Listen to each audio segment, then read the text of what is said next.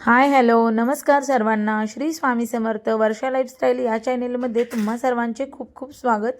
तर आज आपण मस्त असे पोह्यापासून कटलेट बनवणार आहोत.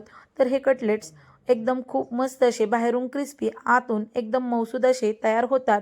तर तुम्ही हे कटलेट नाश्त्यासाठी किंवा मुलांच्या टिफिनसाठी नक्की करून पहा. खूप छान अशी ही रेसिपी आहे. चला तर मग रेसिपीला सुरुवात करूया. तर इथे मी एक मीडियम साईजची वाटी घेऊन त्यामध्ये पोहे घेतलेले आहेत. तर हे पोहे मी अगोदर भिजवून घेणार आहे. तर हे पोहे मी 2 पाण्याने स्वच्छ धुवून घेणार आहे. तर यामध्ये भरपूर असं पाणी वतून मी धुवून घेतलेले आहेत. नंतरनं यामध्ये इथं मी अर्धा इंच वर इतकं पाणी वतून घेतलेलं आहे. तर यावरती झाकण ठेवून हे पोहे असेच भिजत ठेवूया. तोपर्यंत इथं वाटण पाहूया. तर इथं मी 1 चमचा धने, लसूण, आलं, इथं पिकलेल्या लाल मिरच्या आणि 1 चमचा भरून जिरे घेतलेले आहेत. तर याचं आपल्याला दरदरीत असं वाटण करून घ्यायचं आहे. तर इथं मी वाटण करून घेते पहा. तर आपलं वाटणसुद्धा तयार झालेलं आहे. आता आपलं पोहेसुद्धा छान असे भिजलेले आहेत. तर यामधील पाणी काढून घ्यायचं आहे आपल्याला. तर इथं मी अगदी 5 मिनिट इतकंच पाणी ठेवलं होतं यामध्ये. तर यामध्ये पाणी जर ठेवलं तर आपले पोहे मऊसूद असे भिजतात. तर त्यासाठी इथं मी पाणी ठेवलं होतं. तर आता आपले हे पाणी मी या प्लेटमध्ये काढून घेतलेलं आहे. तर इथे पहा आपले पोहेसुद्धा आता व्यवस्थित भिजतील. तोपर्यंत इथं आपल्या भाज्या पाहूयात.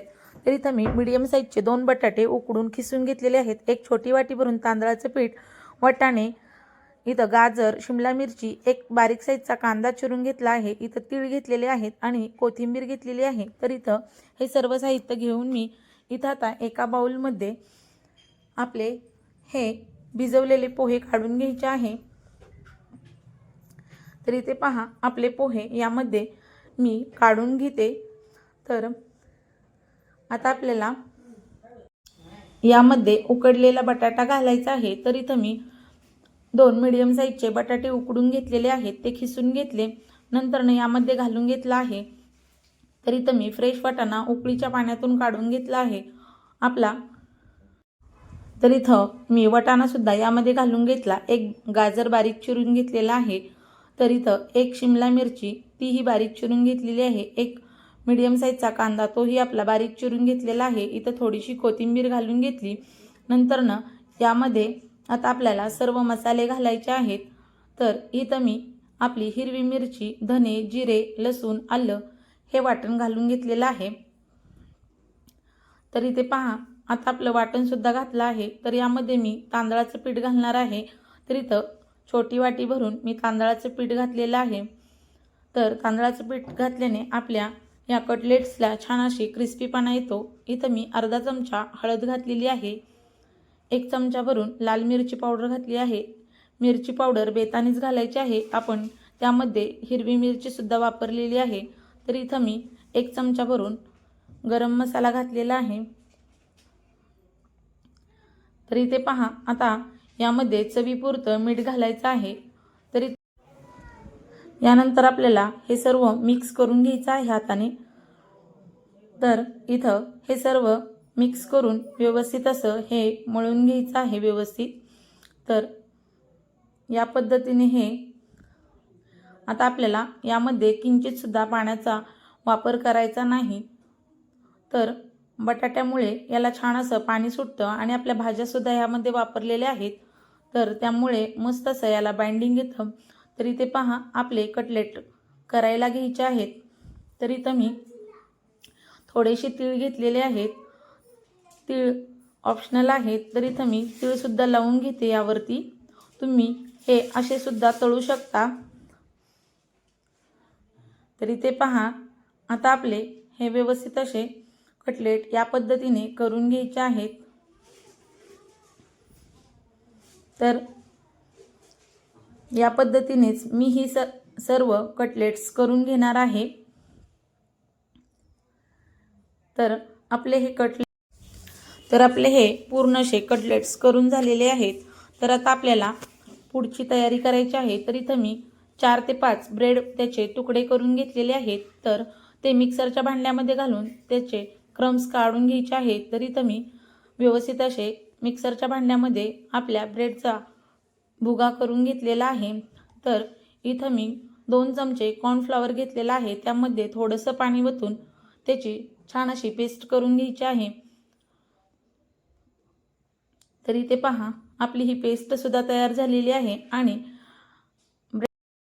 ब्रेड क्रम्स सुद्धा तयार झालेले आहे।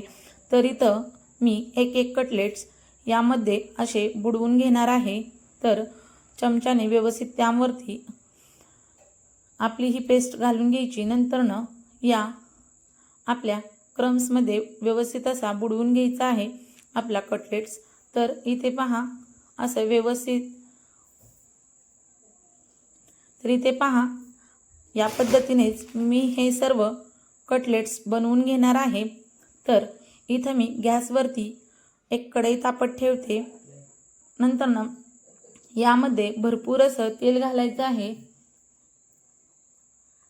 तर आपलं तेल सुद्धा छान तापून घ्यायचं आहे कडकडीत। आपलं तेल छान तापलं की त्यामध्ये हे कटलेट्स सोडून व्यवस्थित असे मीडियम गॅसवरती तळून घ्यायचे आहेत। तर इथे पहा मी एका वेळेस 4 असे सोडून घेतलेले आहे यामध्ये। तर मोठ्या मीडियम गॅसवरतीच हे आपल्याला तळून घ्यायचे आहेत उलटपुलट करून। तर एकदम बाहेरून क्रिस्पी आतून मऊसूद असे आपले हे कटलेट्स तयार होतात। तर तुम्ही मुलांना टिफिनसाठी किंवा नाश्त्यासाठी खूप छान अशी ही रेसिपी आहे। तर तुम्ही एकदा ही रेसिपी नक्की करून पहा आणि माझ्या चॅनेलवर जर तुम्ही नवीन असाल तर माझ्या चॅनेलला नक्की सबस्क्राईब करा। व्हिडिओ जर आवडला असेल तर एक लाईक करायला अजिबात विसरू नका। याच पद्धतीने मी हे सर्व कटलेट्स बनवून घेतलेले आहेत। दुसरी ही बॅच मी याच पद्धतीने बनवून घेतली पहा।